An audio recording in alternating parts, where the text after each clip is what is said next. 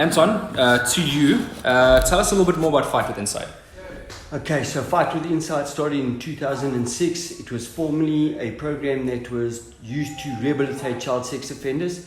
We rehabilitated 130, no repeat offences recorded in the last 14 years since we started, and that makes it one of the most successful in the country. And it sounds good that you did that, but one child sex offender offends 364 people in a lifetime.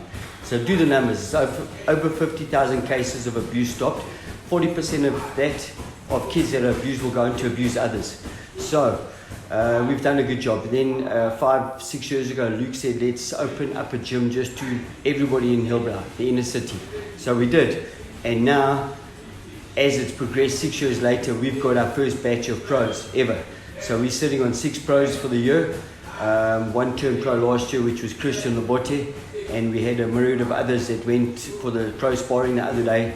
They looked the best out of everybody, and they're very they can handle their own weight with professionals very easily. So we've got 2 SA champs. We've got some Congolese kids that have knocked out SA champions.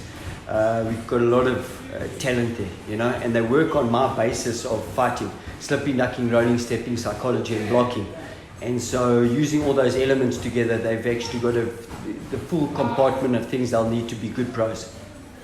Let's focus on the boxers that have come through, all the ones that have gone pro now. How many of them, and I mean, which ones are sort of going to stand out? And I know it's hard because you want to mention everyone, but are there standouts particularly? Okay, so obviously the SA champions immediately stand out, and so we're looking at a guy called John Masamba. He was here, he went to Boyson's, won 2 SA titles there at Boyson's, came back here, and we're patching him into Rodney Berman and the Golden Gloves thing because that's where it happens, you know. If you're attached to them, your life and your career will take off.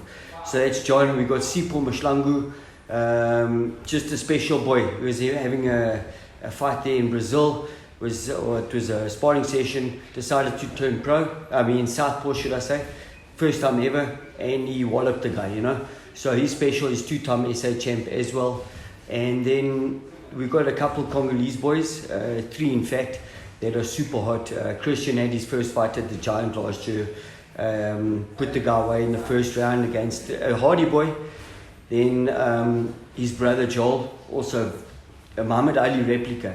The linguistic ability, the style, the cool nature about himself, just brilliant, you know. So I really rate him. And then there's Jez Dell, that'll be turning pro later in the year after the matric finals and things like that. He just wants to get his matric behind him. But he's already given former world champions a hard time in sparring. And then there's a couple others like Lukolo Ngalabalunjululu. You know, he's got one of those long Vietnamese names, and he's good. And then I've got my own version at box office, and so Ricardo and his Malajika brothers brought some guys to me, and so we got Paul Techler, very hot, very capable, been training with them for years, so he fights a lot like the Malajikas. Then Louis Malajika got his license, and he looked one of the best on the day, so I earmark him for great things, and he's still at his tender age of 26, he's in the 51s, you know, so definitely a 51 kilo champion without a doubt, SA at least. And then his brother Miranda turns pro at the end of the year. So I'll have 3 Malajika brothers, and next year I'll have the other ones. So 4 or 5 of them. Paul Sackler is good. Oh, then I've got this kid that came up from Durban. His name is Terence Kamalo. And just really hot. Had 1 amateur fight.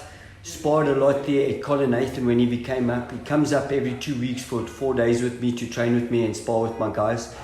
Really special, just a machine. Without saying too much, but he held his own with Rourke, you know.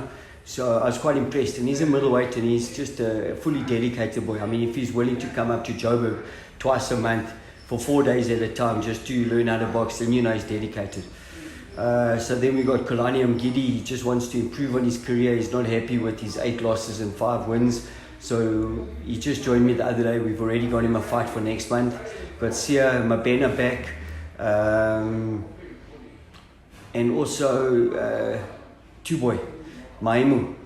He came back, and I made some calls to Andre and Alex King in Indonesia, and we got him a fight in Latvia, so he's off to Latvia soon, without me, unfortunately. And a lot of boxers come and go and things like that, so it's just one of those cases. So I hope to see him in the future. But we've got 16 boys. If each gets 4 fights, that means I'm in 76 fights for the year, which is going to be a lot. So my work's cut out. I had a whole lot of plans to develop boxing and what have you, and I think I'm developing boxing enough on the pro side. So I'm going to have to put some of my dreams aside and just concentrate on the 16 boys. There are some guys that are as hot as Ricardo that will be fighting for world titles in a year or two, at least. John Masamba, Sipho Mashlangu, once Jesdale comes through, and the two Laborte brothers. We just have special talent here, you know. And this is the first year of the pro Fight with Inside box office amalgamation. Then next year there's another 5. And the problem is, in 5 years you've got 25 pros, and hoping to keep them all busy, plus everybody else that sees you doing good work and so on. So Nick Durant had it done right, you know. He had some other trainers, he would watch the sparring, make sure everything ran, wrap the hands, and he had a nice system going. I've been forced to become a systemized person, and I'm the last systemized person that you'll find. So I'm actually having to grow up a bit. Well, in saying all that, I believe that this program is working, and obviously it's going to churn out more. As you said, you're just going to get busier and busier and busier and busier.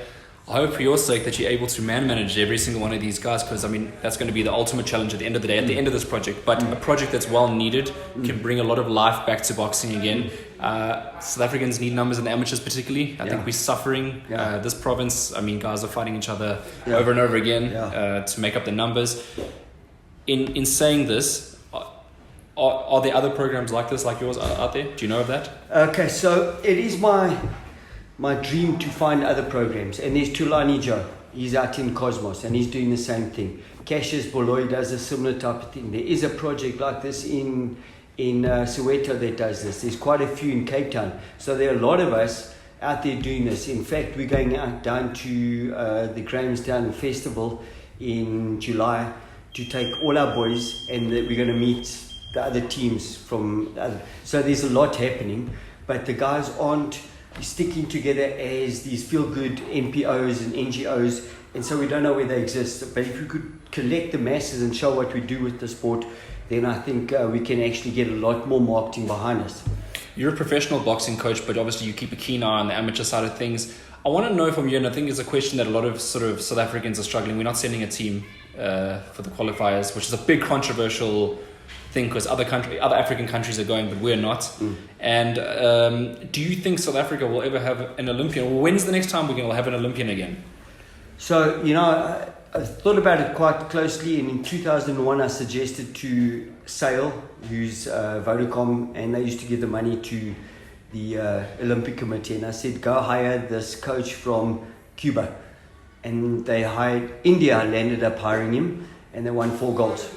Okay. So I told them how to do it.